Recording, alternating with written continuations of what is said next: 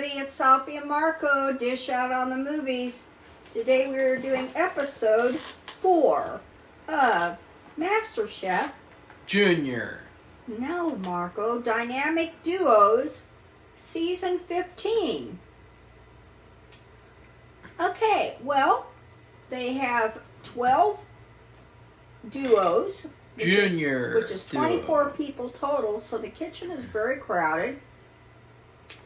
And tonight's, or the other night's, subject was they had to all make a dinner party meal that they would give to somebody who came over for dinner and having a party. So it doesn't necessarily have to be like a, very, like a, where they dress up and for the evening and have a white tablecloth kind of thing. It could also be a very low-key, barbecue, whatever it is. It's for a dinner party. And of course, they made it evidently clear, and Marco says they do this every time, but I feel like they're looking even more, they want everything, they expect them to be very perfect. Safi is falling for them, saying our expectations are higher than ever, Well, which they say every single year, every single season. They say, "Oh, the stakes are higher this year. Our expectations are high. We're high, and everyone else is high." What would be interesting if they said, "This year we're going to allow people to cook a medium steak," and then we would all probably fall dead from shock. So, okay, so, here's a little gossipy thing. One of the couples we talked about, we made this emphasis that it seemed like when they did all the audition episodes, you could pretty well spot who was going to win and who wasn't. And, I mean, I don't think it's ever been that clear before. So that was very interesting. But they had a couple, and they were a divorced couple, and they gave out a little bit more skinny on their background. I just think this is kind of interesting because really, I'm telling you, this is a very bland season so far. So they've been divorced 15 years, and he's remarried. But what keeps them together as a cooking team is they have a 19-year-old son. Now, when they talked about their son before, the way they talked about him, I thought he was a little kid, like a grade school kid. The kid's 19, and they even show his picture. And so, anyway, each team had to make... In fact, I think when they showed pictures of him, they only showed him as a child. That might be it, because I just can't believe both of us were so stuck on, I thought they were talking about a little kid. Yeah. So, what they're going to do is they're going to have, just like they do on all the other seasons, they'll taste the top, what they think is the top 3 dishes. They go around, survey them, and the lowest 3 dishes. They get an hour to cook, and anyway, the divorced couple, they made, and one of the things they made was a rice. I didn't really write it down. It wasn't that spectacular. They looked like they were doing fine. He said, "Where's the wine?" Because I guess when they cook together, he usually drinks wine. I don't know, which kind of reminds me of another cook. Rachel Ray. Well, I guess her, but I was thinking about this guy. His name Graham Kerr. He was Australian, and I don't know if anybody remembers him. He used to have a cooking show.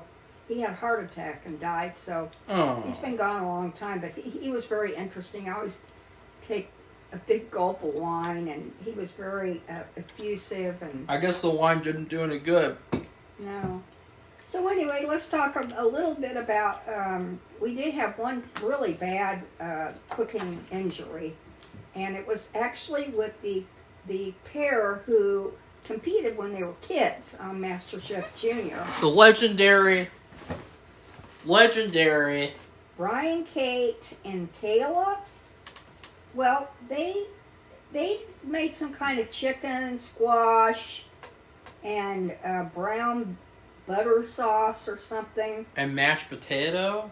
I don't know. I didn't. It was hard for me to keep up to write the stuff down. But anyway, I would say, because Safi's she's basically just reading notes that she wrote last night, or maybe yesterday in the morning. I don't know. I can't remember when, because it's like she just waits like a million years to do a review now. She doesn't really prioritize the channel anymore. Marco, stop the BS. But anyways, like I think that the big criticism with this episode is that you don't really see any benefit to this dynamic duo gimmick. Like, there's nothing about seeing duos work together that makes this any more interesting. In fact, it actually makes things less interesting, because if one person gets injured, the other person can just do their stuff for them. And, it's not really very interesting. I mean, it's very bland. I mean, all the duos are pretty forgettable, too, except for Ryan, Kate, and Kayla. All the duos are just like, they all blend together. And, I mean, they're not really very, like, interesting or unique. And there's a lot of, like, there was this one really cringy moment where there was one of the duos, they said, it's okay, we have a really good story. And it's like, really? I'm sure the producers told you that, but, in reality, it's like, is this really interesting to watch? Like, because it's basically like watching partner episodes every episode, like in the other Masterchef seasons where, like, people have to team up for an episode, like, it's basically like watching that every single week. So there's nothing really unique about this season that's screaming like, wow, this is really cool. And Kayla injured her finger right off the bat. She cut off the end of her thumb. And she also cut her index finger. And she did get another. I knew it. She got another cut. I thought it was kind of hilarious because she did the same thing as a kid, or she cut her finger as a kid. And so it kind of felt like she was basically nervous about being there, and so she accidentally did the same thing she did before, type of thing. And so, that was kind of hilarious. And they did not eat her thumb. Well, she was bleeding profusely, which of course she would, because it was a significant injury. I would have liked to have tasted the thumb. I think that it would have been an interesting dish. Cut it out. They could have served it on atop a platter. Stop doing that. Atop a platter of different vegetables. And a platter of rice. How about a platter of body parts? You want to say that? God. No, anyway, they continued to work together, because she had to get the first aid, or they're going to have blood all over their food. And what they made, it sounded okay. And I don't know if they gave them a break or not, but it must have been passable to where it fell in the middle of the group, because they didn't get a bad, and they didn't get up in the top 3 or the lower 3. So but she had to go to the hospital right after they were done cooking and get stitches. So, I mean, she cut off the tip of her thumb, which, oh my God, what a horrible injury. So, anyway, we'll go to, I'm going to call them the Okra Brothers, and we're just going to talk about a few of these, but what was interesting, they made homemade tortillas, their skirt steak tortillas, and they made a couple of sauces. So they handmade or homemade all their their dinner party dishes. And, I wonder if Aaron would have been there, if he would have given them the same. They were all very enthusiastic about their dinner party dish. And I wonder, all that time I thought about Aaron, because every time before, in all the seasons that he's been in there, anytime somebody makes tacos, you can almost count it to not be good enough. Well, isn't it interesting that now that he's gone, all of a sudden all the Mexican dishes are really, really good? like every single one so far. And I will say, I did think that the food looked pretty good this episode. I mean, it didn't look great, but there were a lot of dishes that I would have loved to have eaten. I would say the Asian grandma, Yeah, and granddaughter. her granddaughter, that would have been probably the number one thing that I would have liked to have eaten. And I am eating my lunch right now. Yeah, they were. Gordon said their dishes were authentic, charming, and delicious. And Joe said they were authentic with a profound flavor. So they did really well. Now, it seemed to me in this episode there was a pair where it's, we've had this before. Well, they'll pick out a few couples, a few people. It's never been couples, and they'll say, "That doesn't look like it's going to be any good," or they'll make some kind of remark where whatever they're cooking, it doesn't look like it's going to pass. But they seem to focus on this one pair the whole time, over and over, and they go, "That's a dinner party disaster," and "That's a dinner party nightmare." I mean, they were going on and on and on, and all the way through. Well, that was the band member and the firefighter who was would be at the football games, making sure if somebody got injured, they would be tended to and taken to the hospital if necessary. So that is Kevin and Trey. Didn't they end up going home? Yes. Mm-hmm. They made a Cajun seafood dish, and the problem is they tried to make pasta, and it was too dry and it would not roll out right. And I know what that's like. I mean, it has to be moist enough. And usually what you do, it's so moist, you have to let it dry out a little bit before you cook it as a noodle. And I don't have any pasta maker. That's just from me rolling it out with the rolling pin. But they had the pasta maker, and you could see it. And Trey, the one who had been the band member, he spent the entire hour screwing around with the pasta while Kevin did everything else.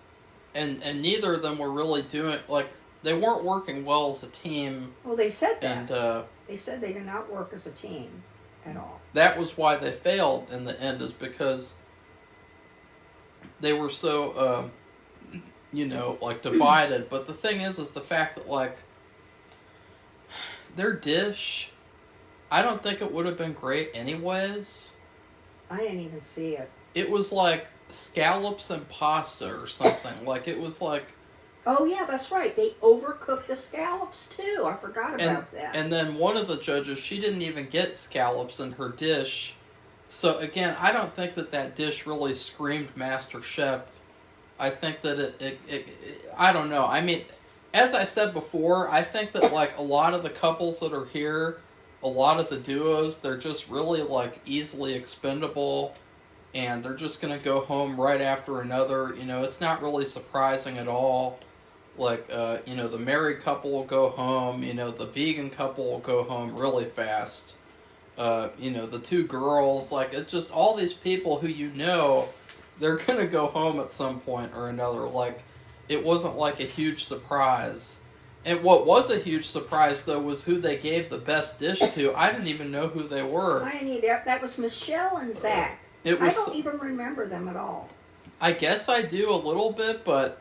I don't. There were some couple, and, all the couples kind of run together. They're like, "Oh yeah, we met and we really liked each other, and that's why we're a couple, because that's how it works." It wasn't the weird white couple. I'm just saying, I know that sounds weird, but I mean, they still strike me the wrong way, but I don't know who they are. I don't remember them at all. They made mussels with lime and coconut and fries. And we cooked together.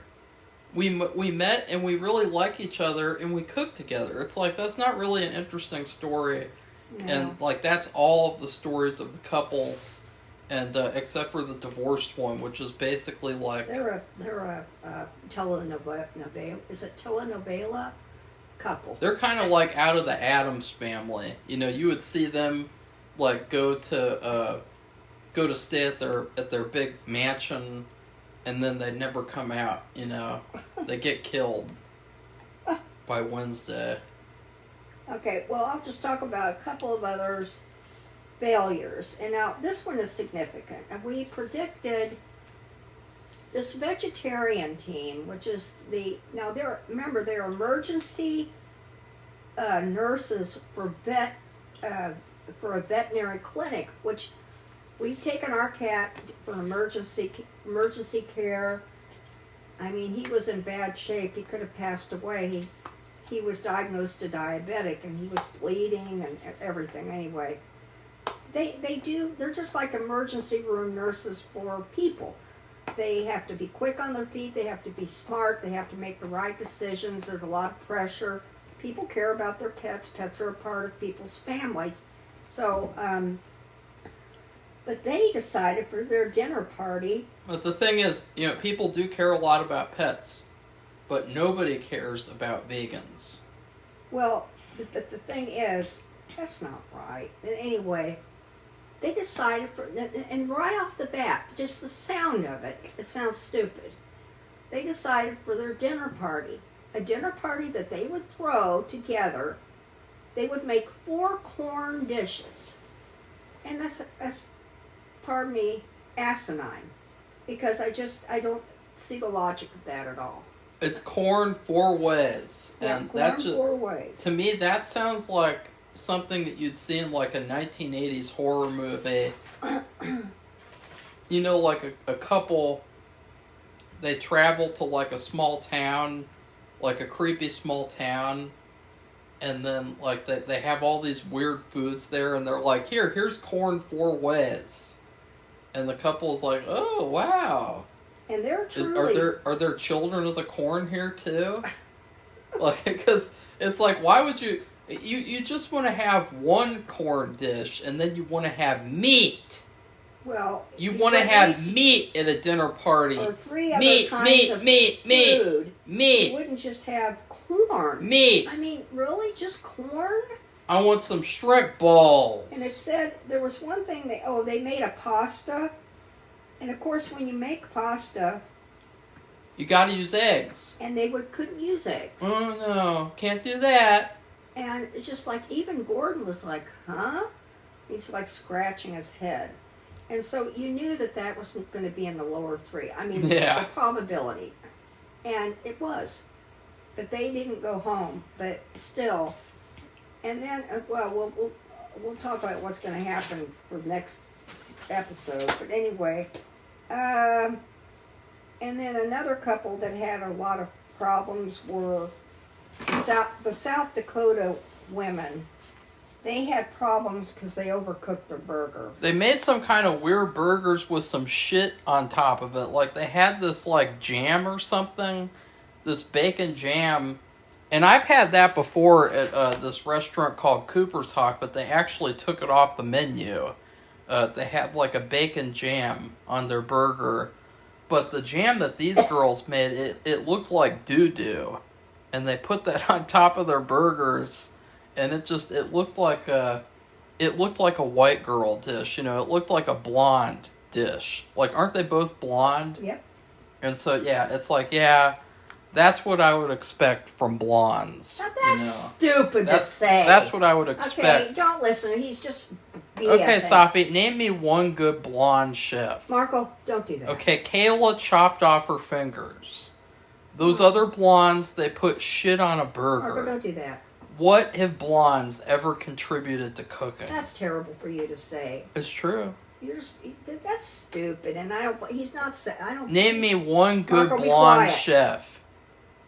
One good blonde chef. What about, is it Daphne? Who's that? The woman who was on, and she was pregnant, and she has like 5 or 6 children. She wasn't very good. She must have been good at something. I don't think we ever really got to see her cook that much. Oh yeah, really. the one who kept saying every episode, "I have 6 children." Yeah. Is that the one? She was pregnant while she was terrible. a judge. That shitty judge, the who's the wife to Dr. Oz. Like that's Dr. Oz's wife? Yeah. Are you serious? Yeah. Oh my god. Gross. Okay, well anyway. She sucks. She's a dumbass retard, especially especially because of who she married. So that's a big red flag. Name me one good blonde chef. I don't like Safi. the waiters. There's not a single good blonde chef. What about the woman in the beginning who was there a lot Who, Christina Tosi? She sucked. All she could do was cook dessert. Well, that's good, because most of them can't cook dessert. She was a biased judge. She favored girls, especially ones that reminded her of herself. She sucked too. So, you can't name me... You can't name me a single good blonde chef. Ever. That's dumb. Ever. They're discriminating against somebody because of their Who cares? hair color. Because they suck. Just blondes suck. They don't know what to do. They're stupid. They're idiots. I mean, just blondes are like... They're just like on a different level. Okay, I don't... In the cooking industry. And it's like... Are you trying to drive away people? I'm just speaking the truth, Safi. Well, I'm just speaking the truth. Okay, well, anyway, let's get back to. I would say fuck Daphne and her stupid husband. I would say that. She was married. Fuck them and fuck their kids, because their kids are gonna grow up to be retards too. Marco, don't say that. It's true. You can't even say that. How could you grow up in Dr. Oz's house and become like a good person out of that household?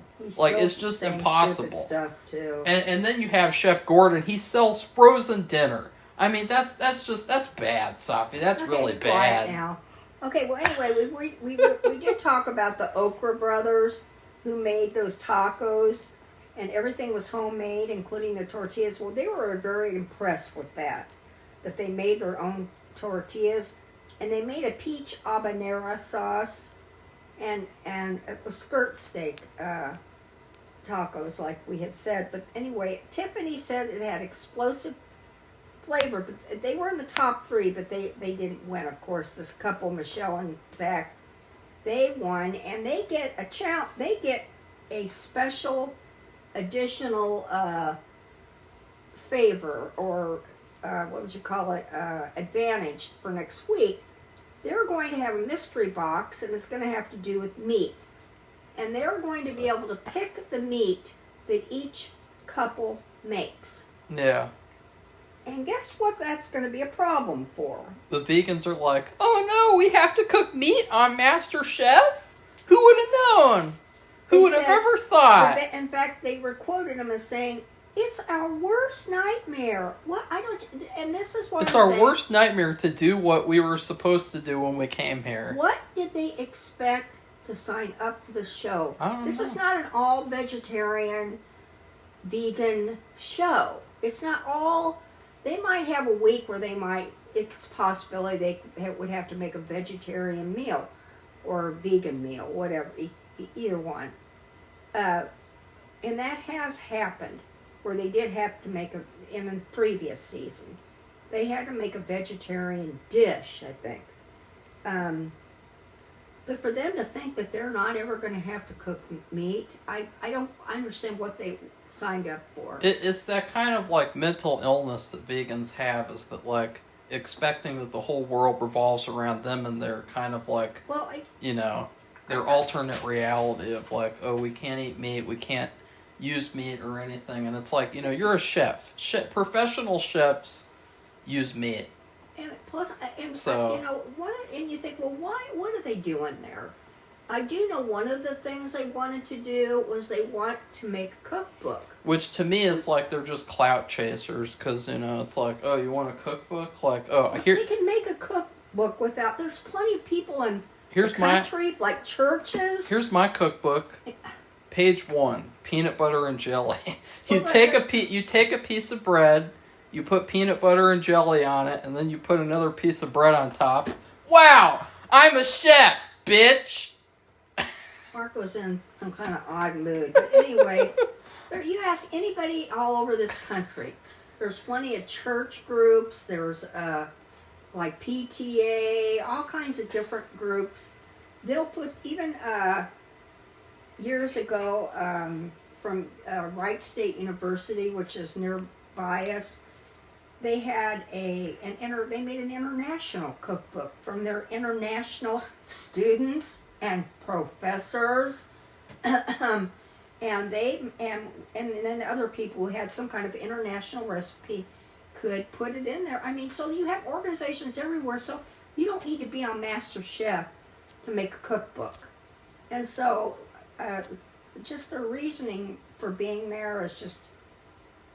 That if it's just for that, I just think it's stupid. But so, anyway, I predict they're going to go home sometime soon because if they can't if they didn't expect not to cook meat, it's just asinine, stupid. I don't like it. I just can't believe they could be so illogical.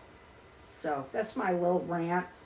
So as far as the episode was concerned, The Epo? The Epo. What's an Epo? I guess that's short for episode. But anyway, it was pretty bland, except for learning more about this divorced couple, which is like a telenovela. I want to talk about the female judge because, you know, she was very loud this episode. She was very brassy.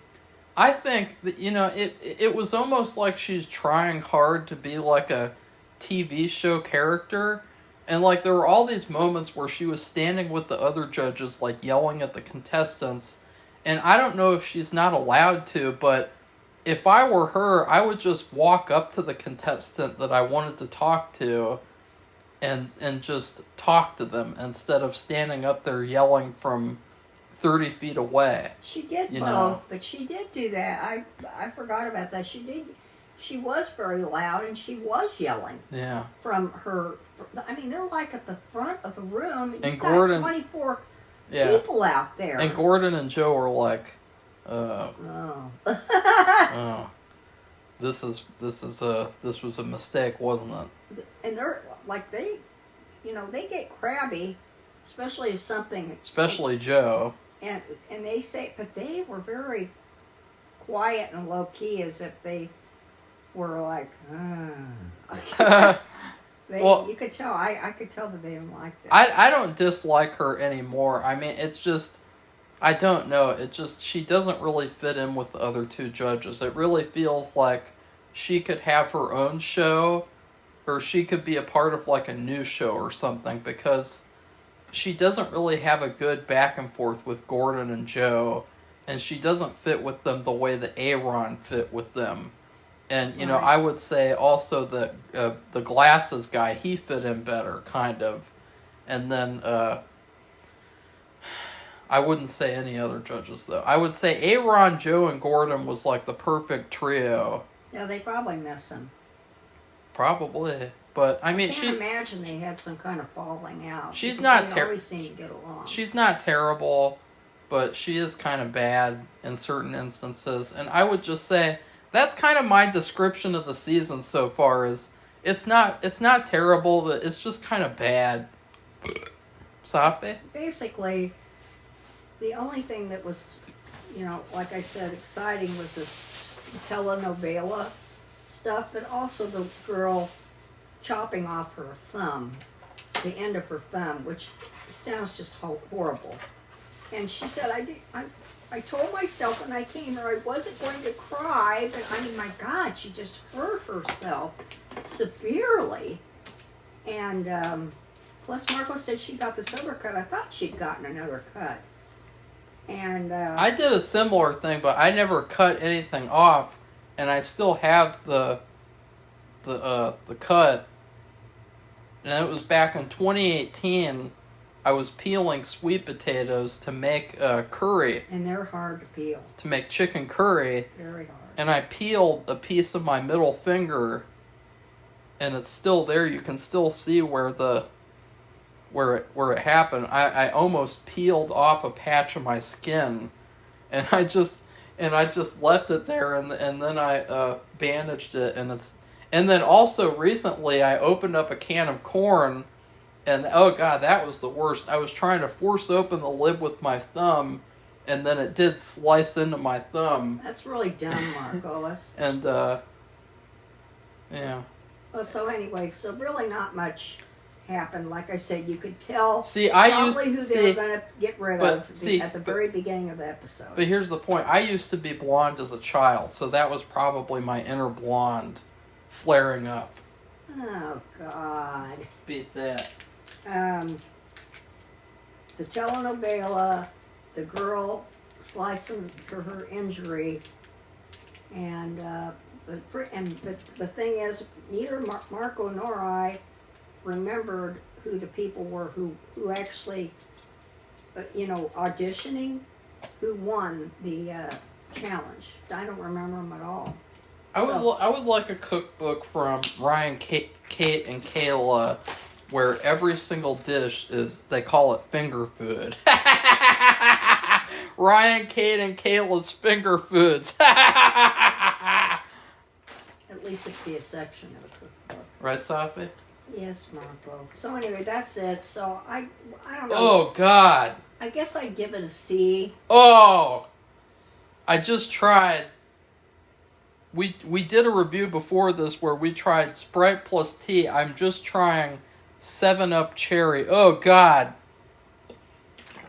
Oh! Oh! 7-Up Cherry? Here, Safi, try it. Just try it. Oh, it's just, yeah. And there's no sugar in it either, so that's pretty bad. But too sweet. Safi, you gave the episode a C? I gave it a C. I didn't. I don't know. I knew who they were probably going to get rid of right off the bat. Usually, for the most part, there might be a toss up between two couples or something, or between two people. It's never been couples. I keep. Or three, because they'll focus on something negative that's happening to what they're cooking, and then it ends up working out, and it was like what would you call it, like a red herring or a distraction. But this one, I mean, they picked on him from the sidelines the entire episode, and they did talk about the vegan people a lot too. So the people who they picked, they really were bad. They're because they, like he talked about, they made scallops, and they overcooked scallops. I think you're not even allowed to, when you cook scallops, you're not even supposed to cook them that long. I think it's a very short cook time. It's like 2 minutes a side. Oh, well, there you go. I've never cooked them because I don't care for them, so I don't want to even cook them. I don't even. Ugh. I like scallops. Yeah, Marco likes the scallops. I like scallops. But you have to, you have to have this little sear on them, and but then they have to be, the texture has to be good too. I mean, it's like a little dance you have to do. It has to be perfect, and it's a very short dance compared to that rice that people were making, that one couple that failed in the beginning, one of the audition episodes. They had the audacity to cook the two hardest things to cook, this kind of rice, and I don't know what it was. Get off! Safi just had a mosquito on her face. Yeah, it was a big one. So anyway, they cook two things that are usually really difficult for people to cook. So, but it really was not that exciting. I guess what was the surprising thing too was the brothers who made the homemade tacos. Because I would have wondered. I wondered if Aaron would have been there, if he would have liked what they made. Because he always criticizes. Except for Caesar, who was also like Hispanic. He favored him. But other than that, whenever people cook Mexican food, he would say, like, "It's bad. It's bad. It's bad. It's bad. Don't cook that. Don't cook it. He's not gonna like it." So. I would give this episode a B-. I don't know. I mean, this show's kind of meh. Yeah. So I guess, you know, Kayla, of Ryan, Kate, and Kayla, she kind of spiced up the episode by having an injury, but they were trying to be very low-key about it. I mean, they kept the focus off themselves, and they just tried to get through it. Of course, they had to give her, they had to bandage up her finger and everything, but they tried to not be too loud about it, and try to keep, just go about their business, finish their dish, and then of course she left to go to the emergency room. So that's it. So if you like this video, give it a thumbs up. If you're watching the show, let us know what you think about the concept, about the judges, about the teams, whatever you want to comment about. And that's it. So goodbye, everybody. Bye.